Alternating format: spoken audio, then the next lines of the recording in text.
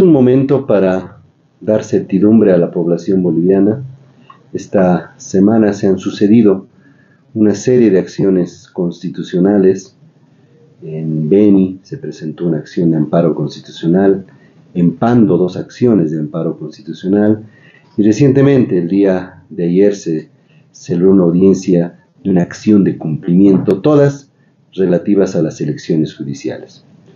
Lo cierto es que después de arduos debates legales en cada una de estas audiencias y también posiciones de las partes que han sido accionadas, los propios accionantes dentro de las acciones constitucionales, se da certidumbre al país ahora de que las elecciones judiciales se tienen que celebrar el 1 de diciembre. Los bolivianos y bolivianas vamos a ejercer nuestro derecho al voto para renovar a las altas magistraturas del órgano judicial.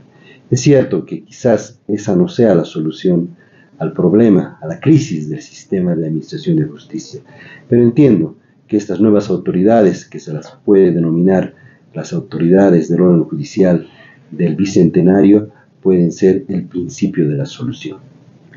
Ministro, es referente, si me permite, por favor, a algunas acciones o algunos amparos que existan, por favor, desde el 2023 se tiene conocimiento. ¿Y qué es lo que se pide justamente al órgano judicial? Que se dé luces para que se pueda dar esta misma y no se quede paralizada, por favor.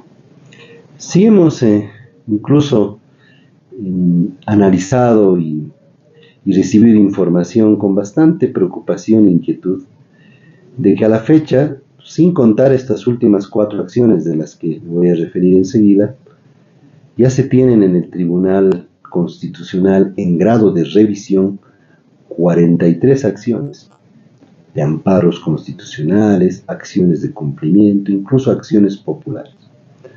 43 acciones que, hay que decirlo con nombre y apellido, muchas de ellas, o la mayor parte de ellas, tenían la intención de frenar el proceso de elecciones judiciales.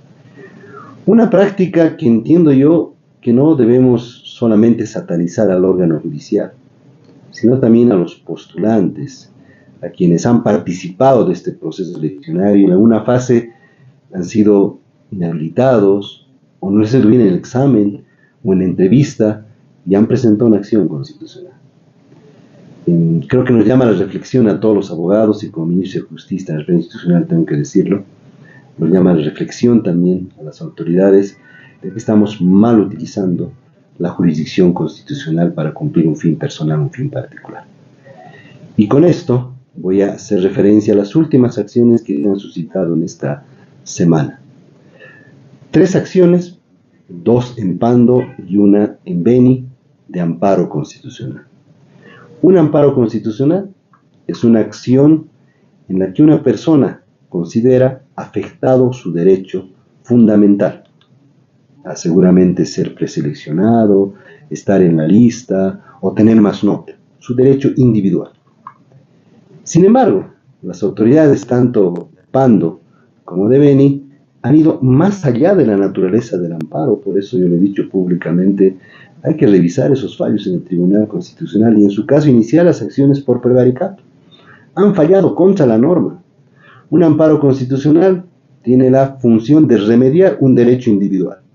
Yo, César Siles, reclamo que no he sido calificado correctamente. Bueno, pues que se me califique correctamente. Yo, César Siles, reclamo que he sido inhabilitado incorrectamente. Bueno, que se me habilite. Pero estas resoluciones de amparo dictadas en Pando y en Beni han ido más allá. Han declarado desierta una convocatoria. Han inaplicado un artículo de una ley y han dejado en incertidumbre tanto la elección en el Tribunal Supremo como en el Tribunal Constitucional. Algo importante que agregar. De estas 3 acciones, 2 han sido retiradas o desistidas. ¿Qué quiere decir? El accionante Zuleta, en Pando, con gran valor cívico que lo pondero, antes de la audiencia ha retirado su acción de amparo constitucional. Entiendo que incluso hizo una conferencia de prensa anunciando ese retiro. No se celebró la audiencia y se dio por retirada. La otra audiencia sí se celebró en Pando, pero también la accionante, la doctora Caero, con un valor patriótico ponderable, ha desistido de su acción después de haberse dictado la resolución. Pero alguien me dirá, ¿eso sirve de algo? Sí, jurisprudencialmente el Tribunal Constitucional va a declarar por aceptado el desistimiento y por retirado el amparo. O sea, son dos acciones menos que va a revisar el Tribunal Constitucional. La de Beni sí, se realizó también con graves defectos procesales. Si bien se ha citado como accionado al Tribunal Supremo Electoral, lamentablemente en la decisión, en el fallo, se obliga a otra instancia que no ha sido citada a la audiencia, que es la Asamblea Legislativa Plurinacional, a que corrija los errores. En todo caso, pues debería citar también a la Asamblea Legislativa, a la Comisión Mixta, para poder llevar a cabo esa audiencia. No obstante ello, o adicionalmente a ello, en esta audiencia de Beni, lo que ha sucedido es que el accionante únicamente ha pedido que se le respete su derecho individual, pero ha ido mucho más allá. La Sala Constitucional ya ha anulado o declarado desierta tanto la elección del Tribunal Supremo como del Tribunal Constitucional. No obstante ello, en la semana hemos tomado conocimiento, antes de la realización de estas dos audiencias, porque una fue retirada antes, se presentó también una acción de cumplimiento. Una acción de cumplimiento que el día de ayer terminó con una resolución final en la que se obliga al Tribunal Supremo Electoral a cumplir el artículo 190 de la Ley del Régimen Electoral. ¿Y qué dice el artículo 190 de la Ley del Régimen Electoral?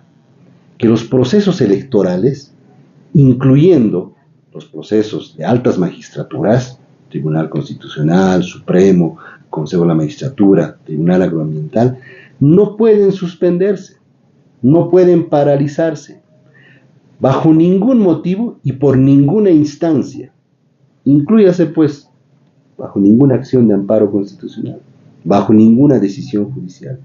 Lo que ha dicho la Sala Constitucional tercera, el día de ayer, del Tribunal Departamental de Justicia de La Paz, es que las elecciones deben proseguir, debe cumplirse el calendario electoral, porque por encima de esos derechos individuales que les he hecho mención, de más de 43, 44, 45, 46 accionantes, están los derechos colectivos de las demás personas. El derecho al voto, el derecho a los postulantes que actualmente están ya en papeletas para ser impresas, y un principio importante, y con esto termino, la aplicación plena del principio de preclusión. Es decir, las etapas van precluyendo a medida que no se reclama oportunamente algún error o alguna vulneración. En este momento estamos con calendario electoral aprobado, el proceso de elecciones deben continuar y las elecciones deben realizarse el 1 de diciembre. Sí, en términos simples, en un amparo constitucional se reclaman derechos individuales. En una acción de cumplimiento se reclaman derechos subjetivos, derechos colectivos de toda la población. En una ponderación de derechos, clase básica de derecho constitucional de pregrado y en posgrado también, los derechos colectivos están por encima, tienen preeminencia de los derechos individuales. Ministro, es por eso también que el Tribunal Supremo Electoral ya ha recibido nuevamente la lista de candidatos para las elecciones judiciales.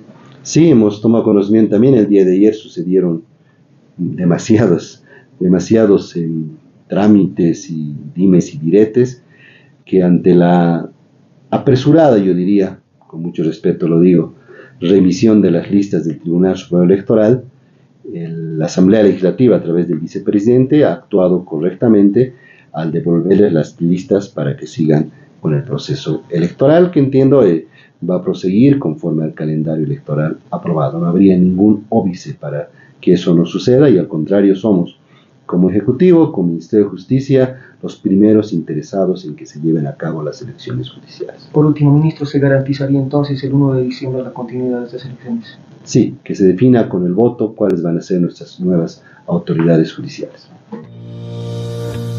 Ministerio de Justicia y Transparencia Institucional.